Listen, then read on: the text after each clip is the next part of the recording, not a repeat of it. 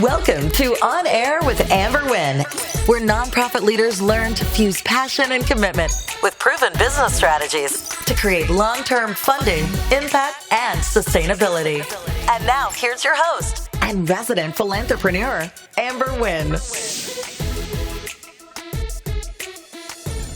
Hello, fam. It's your girl, Amber Wynn, Philanthrepreneur, and I am so excited about today's topic.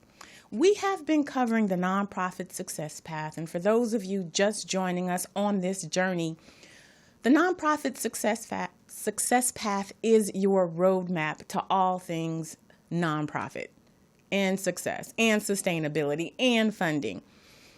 There is a lot of information out there, and sometimes you can get overwhelmed. And so what I've done is I've created a step-by-step process to help you wade through all of the overwhelm, all of the information that's out there, because I know it can be challenging. You know, I have over 30 years of nonprofit experience, and some of that is being a founder and being an executive director. And it ain't easy, y'all. So my job, my role, my commitment to the most amazing people in the world, nonprofit founders and executive directors, is to hold your hand through the process. And today we're on stage 2 of the nonprofit success path, which is to develop your purpose. Your purpose is your North Star. And so we're going to talk about what that means and how to make sure that your purpose is clear and structured. And it's something that a funder can read and understand if your purpose aligns with their mission. And that's what's important. Y'all know my focus is about the money. Why? Because I know you're going to do the work. You're doing the work and you're not getting paid. So my commitment, my goal, my purpose is to make sure that the hardest working people in the country, that you're getting the same thing that you're getting out. Because you give to your community. You probably give things that are should be protected, your own personal assets. And so my goal is to make sure that you're taken care of as much as you take care of your community. So that's what we're going to talk about today. But before we start, y'all know the deal. We're going to pause for a minute to hear from one of our sponsors. You're a school, a foundation, a healthcare provider, or an environmental group, a museum, a church, a shelter, or a community service. You're starting a nonprofit on a startup budget, and you need to get this right the first time. No mistakes, no misunderstandings, and no costly do-overs. At Nonprofit Elite, we know what you need because we've been there too. Accurate information, mistake-free filings, and peace-of-mind assurance that your 501c3 application will be successful. This is what we do, and we are very good at it, all backed by our industry-leading guarantee and 100% IRS approval rate. But forming your nonprofit and obtaining tax-exempt status is just the beginning. Once you're up and running, Nonprofit Elite will consolidate the bulk of your operations into one place, including your accounting, compliance, website, fundraising, and more. We do the work of several full-time staff for just a fraction of the cost, so that you can remain focused on advancing your mission.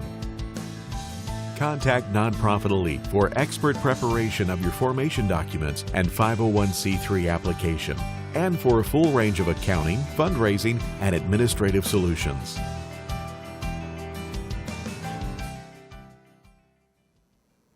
Welcome back. You're on air with Amber Wynn, Philanthrepreneur, and today we are on stage 2 of the nonprofit success path, and we're talking about developing your purpose. So what is your purpose? Your purpose is your North Star. It is your reason for being. And funders, potential clients, collaborators, they all need to know what your purpose is. And let's be clear. Without a purpose, you will be going in all kinds of different directions. And we don't want that. We want you to be clear. We want you to be focused. So the big deal about developing your purpose is you have to have a reason for being. That really comes down to what is the need in your community. Your purpose should not be because you want to leave the crazy job that you're at and start your own business. Now, I'm not going to say that that hasn't been the case. I've had plenty of people come to me saying, I'm going to start a nonprofit, I'm going to do my own thing. That's not a good enough purpose. As a matter of fact, it's not the right purpose, right? When the IRS is looking at why you're starting an organization, the purpose has to be because you're meeting a need in the community. And more importantly, your purpose drives your programs, right? If you're trying to start a nonprofit so that you can get a salary and get some of that free money that's out there, and you're just going to say, oh, well, we can serve these people or we can serve those people, it's going to be reflected in your programs. And so if you have a purpose and you're meeting the need of your community, then you will have innovative programs because you're designing programs to meet that need. Another important reason to have a solid purpose is because it is the foundation of all things recruitment.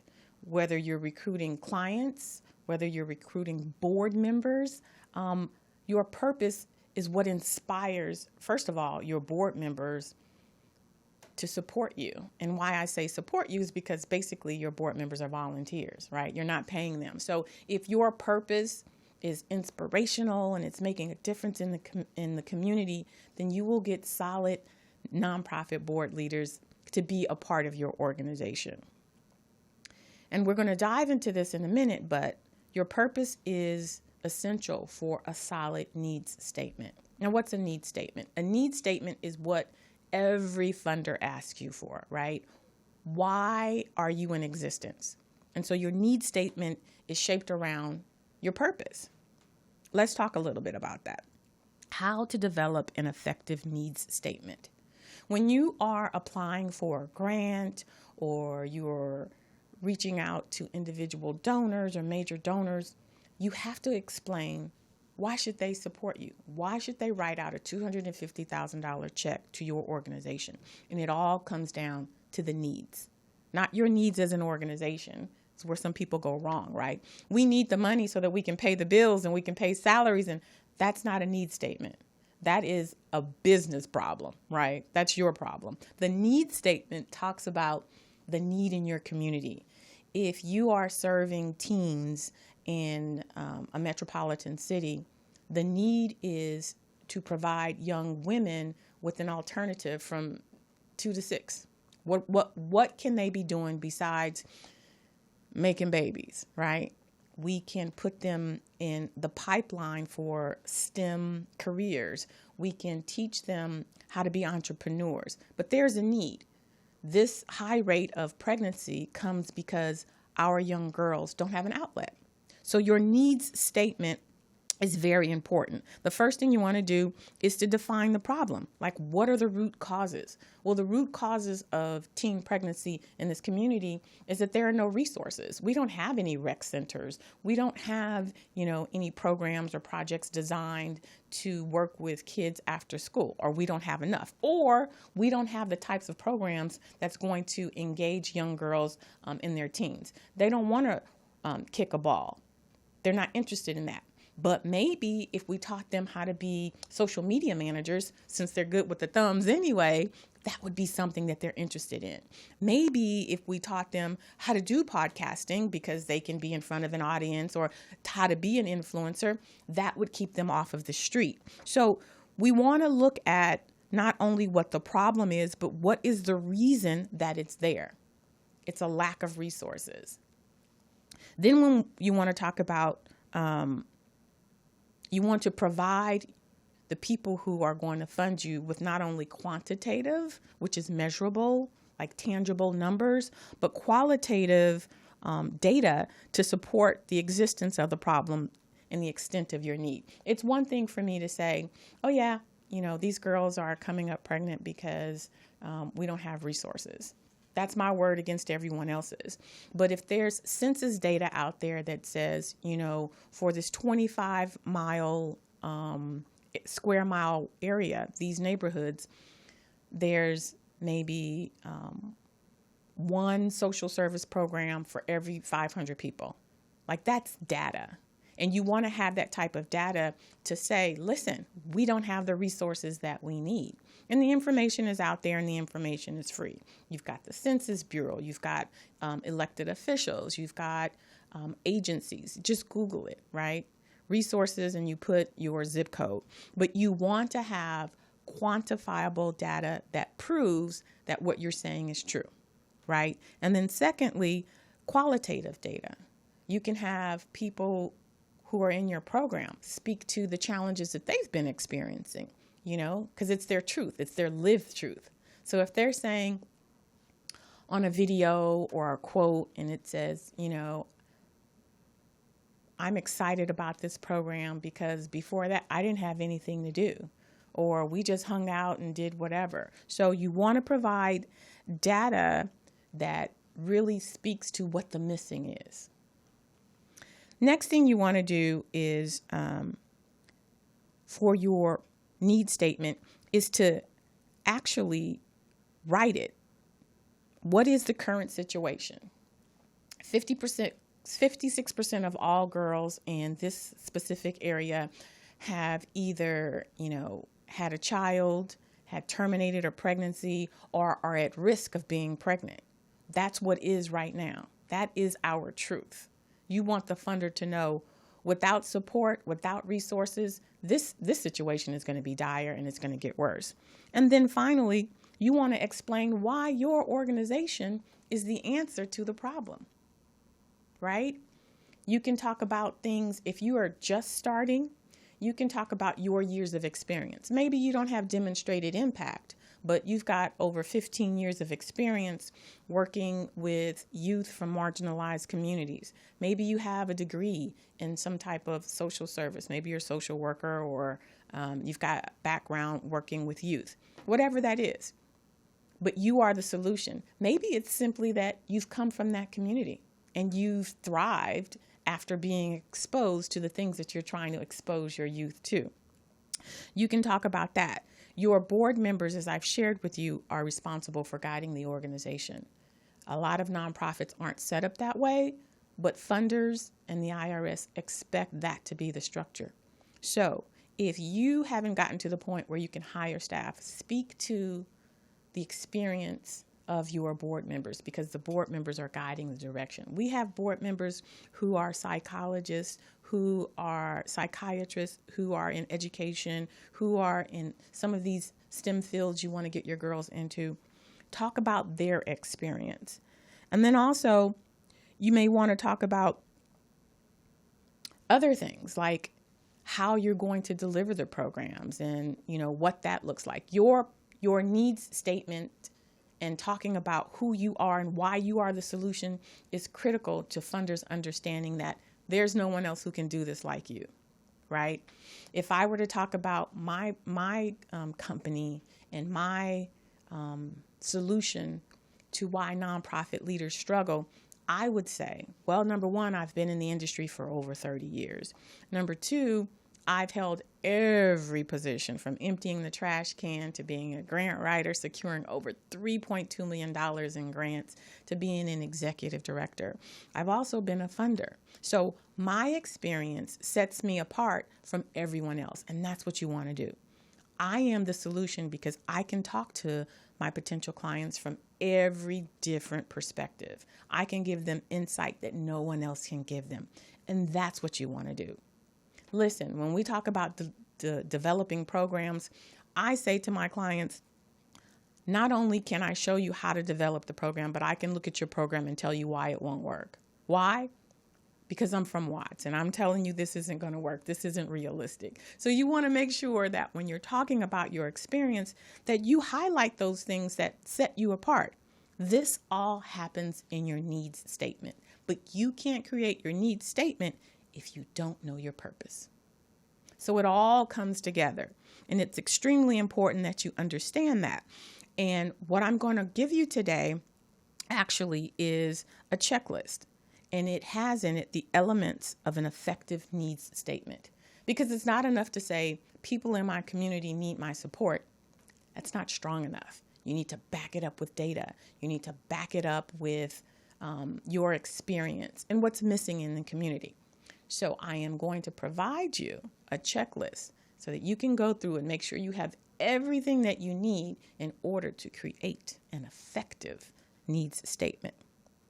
All right, so right now we're going to pause for another sponsor. And when we come back, then we're going to take a look at the question of the day. This is you, and this is your business. From invoicing your first client, to your 10th client, to your 100th client, you'll need to get paid quickly.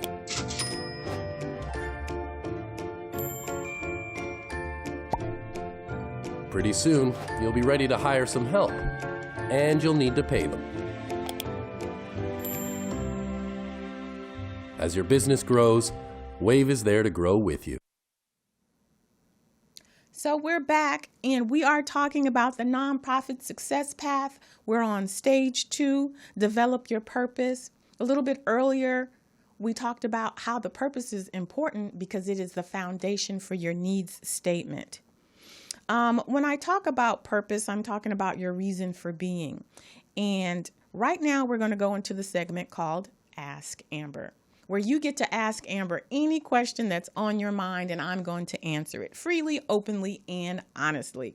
So today's question is, my organization serves anyone in need. Why do I have to choose my target audience? This is an awesome question because my founders love you to death. You do. You want to help anyone in need.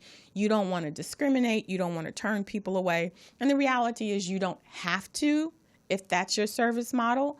But I am going to tell you, you should definitely identify one specific target audience. Why? Because it helps to synthesize your statement of need. If you say, oh, we serve everybody, funders don't serve everybody. They are specific about the clients that they want to be served. So if Amber Wynn was a philanthropic person with tons of money, she would fund organizations that serve Black girls in urban communities. Why? Because that resonates with me, because that was my experience. And now that I have money, I want to invest in programs that are going to help young women get up out of the hood and live into their best lives. That's what I would fund. And so if you said to me, I fund everybody, I'm not interested in funding everybody. I specifically want to fund organizations that are going to serve young African American girls in urban communities. That is why it is important that you pick one. Not only that, but it shows that your organization is focused. If you serve everyone, then you don't have resources enough to serve everyone. That's just the reality. But if you serve one specific niche, then as a funder, I'm thinking, okay, you're doing one thing, you're doing it well, and you're focused. If you're serving the mama, the kid, the cousin, anybody, then you're definitely going to have a lot of resources because that is a lot. Whereas if you're just funding resources for this one little young girl, then you can replicate that, right? You can do the same thing for different families. So if you're doing the mama, the cousin, the uncle, or whatever, then you've got to create different curriculum. You've got to create different programs. But if it's just one specific target, then you have that information and you just replicate it in different areas. So it's important that you understand when you say, oh, we serve everyone in need, that's a red flag for a funder. So to answer your question, you want to be as focused as possible. You want the funder to understand that you understand that serving one target audience is your focus. Your resources are going to be specifically designated for them, and you understand what it is to be a viable nonprofit. At the end of the day, you want to be able to qualify for funds. Once you get your funds and you know what you're doing, you can expand on that, right? Like, it's important to understand that. This is not about you doing what you think you should do. This is about you doing what the IRS has determined you should do as a viable nonprofit organization.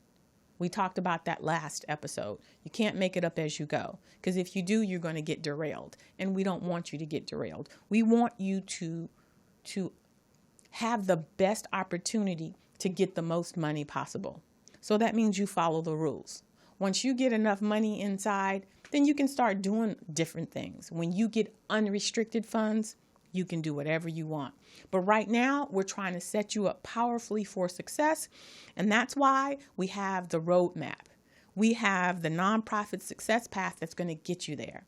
So when I say, make sure that you focus on one or two things, listen, because I'm telling you from a space of knowing. I'm putting on my funder hat. When I look, I don't say, oh my God, this organization is amazing because they're helping anybody in need. I'm saying this organization is not going to make it to the end of the finish line. They're doing too many things for too many people, and they don't even have the resources to really do one well.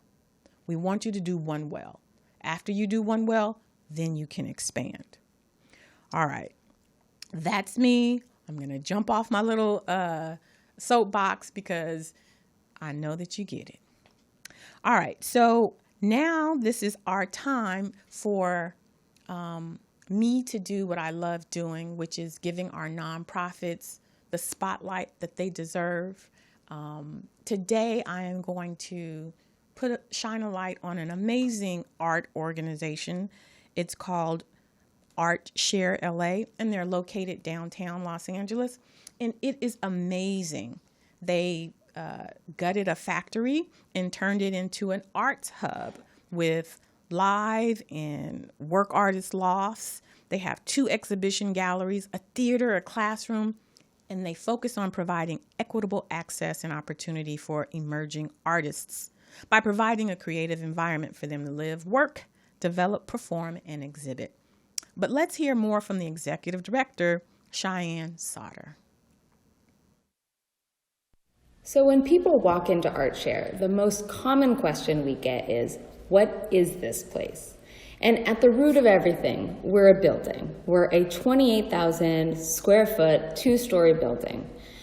On the second floor, we are proud to offer 30 affordable low-income units to artists to live and to work.